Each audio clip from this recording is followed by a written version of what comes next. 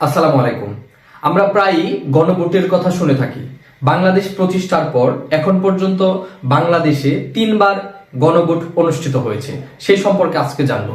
বাংলাদেশে প্রথম গণভোট অনুষ্ঠিত হয় 1977 সালে প্রেসিডেন্ট জিয়াউর রহমানের শাসনামলের বৈধতা নিয়ে, এবং সেখানে ভোটের পরিমাণ ছিল 98.80% হ্যাঁ ভোট পড়েছিল।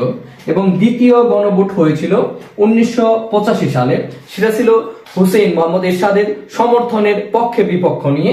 সেখানে হ্যাঁ ভোটের পরিমাণ ছিল 94.14%।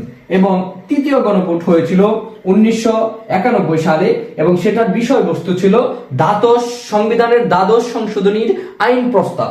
সেখানে হ্যাঁ ভোটের পরিমাণ ছিল 84.38%। আমাদের এই তিনটা গণভোটের মধ্যে প্রথম এবং দ্বিতীয় এই গণভোটকে বলা হয় প্রশাসনিক গণভোট, এবং তৃতীয় গণভোটকে বলা হয় সাংবিধানিক গণভোট। ধন্যবাদ সবাইকে। আসসালামু আলাইকুম।